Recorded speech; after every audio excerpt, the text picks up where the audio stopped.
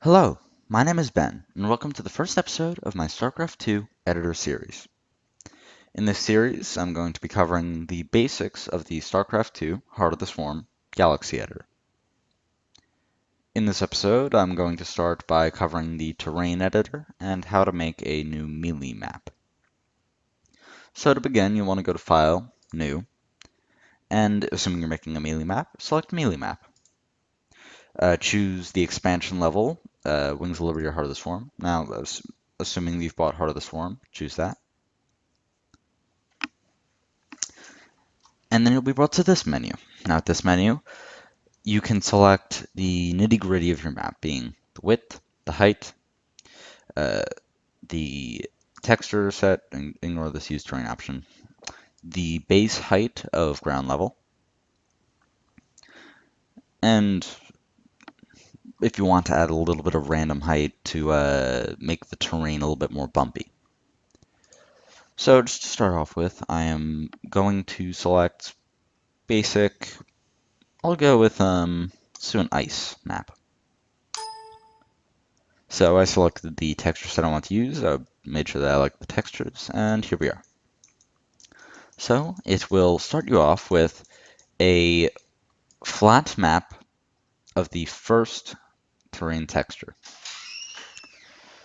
Now, I'll just quickly go through the options you can do here.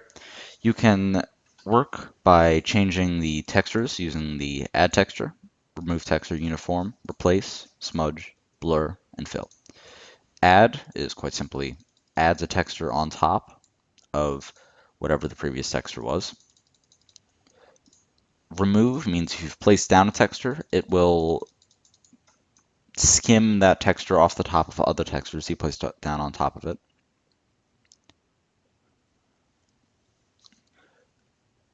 Next, there is the uniform texture, which means I can mix two textures so that they're 50%, 50%,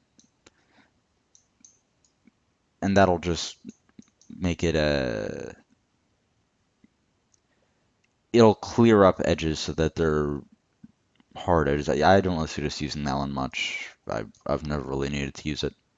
Replace is if I wanted to, say, replace this specific sponge texture with this specific snow texture, I will only replace this texture by going over it. I won't affect any other textures. Smudge means you'll kind of edge away at the borders between two textures, making them a bit mixed. Blur is purely a mixing tool. It'll mix two textures together. And fill. Fill will fill a cliff level with a specific texture. So I'll explain that a bit further later. Okay, so I'm just going to reset back to the light ice texture, and I'm going to move on to the height. Okay, so with the height tool, you can change the ground level of a specific point. This is useful for making cliffs, although you sometimes need to use pathing tools for that, or just in general little things to spice up the ground of your map. So I can raise ground, lower ground, uniform it, which basically just means flatten. I can apply the noise tool to it, which means it'll raise some parts, lower some parts, make it a bit more random. And smooth, which is basically just slower uniform. It will average out textures. Okay, I'm gonna go to view and reset to gameplay view just to make it back to the starting view. Next, we've got the cliff tool. Now, the cliff tool works by changing the cliff level of a certain area of ground, and this affects gameplay because units on top of cliffs will be able to attack units below cliffs without the units below seeing them. So this is more part of the gameplay aspect of your map. You can raise a cliff, which will cause the ground to be raised by this amount, and you can do this up to 2 times above the normal ground level.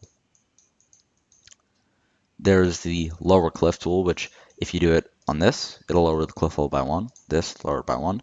And if you do it on ground level 1, it will change the ground to ground level 0. Now, ground level 0 is unpathable, meaning units cannot... Okay, let me phrase that.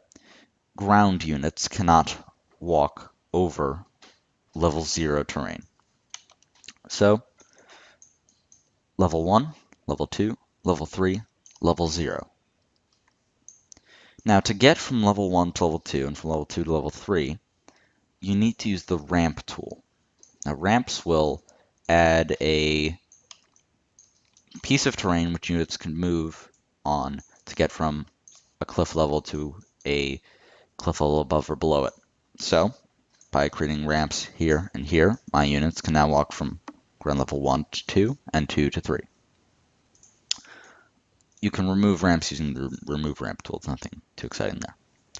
There's also same level cliff, which means if I use same level cliff and I click on this, it will create and extend this cliff at the same cliff level. It will bring cliff level 1 up to 2 and 3 down to 2.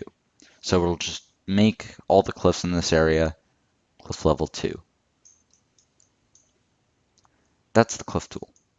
Now we've got the terrain object tool. Now this, you're generally not going to need for a while, but in case you wanted to put some little things to spice up your map, you could use this to add terrain objects. Now terrain objects will often prevent building placement, and just make your map look a little bit nicer. So for example, I'll select the space prison grid floor. By the way, these have a height marker, which means you only want to use height 1 on height 1, height 2 on height 2, and height 3 on height 3.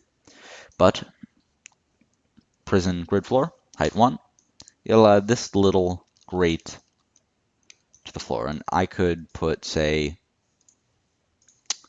I don't know, some water under there. Now I'll show you the water tool.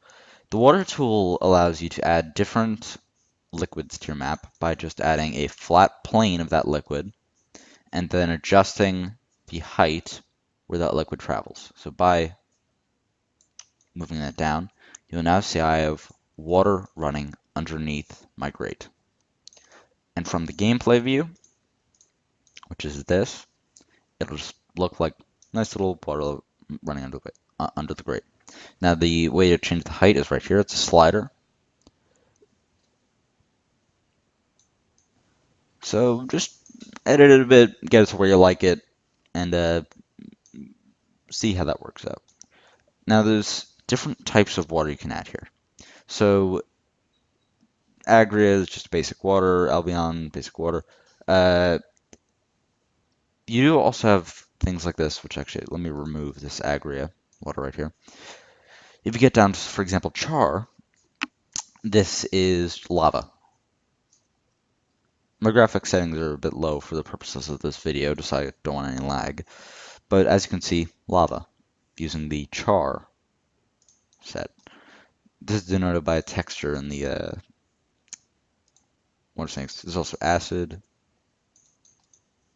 and there's a couple more different types of things, but the general concept's the same. You can mess around with the types if you want to. Now, roads, the road system in this isn't great.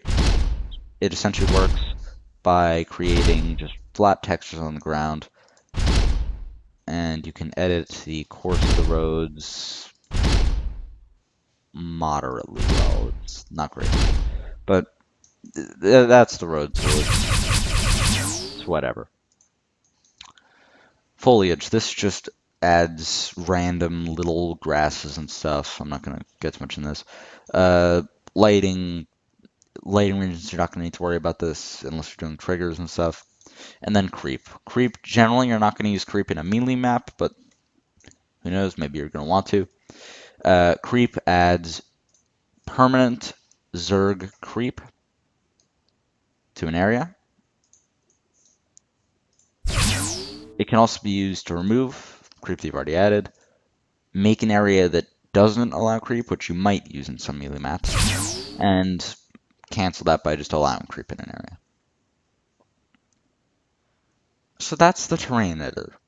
Now these are the basic tools you can use to shape the image of your map and some gameplay by denoting the way that units move across your map, the certain positions, choke points, open areas, etc.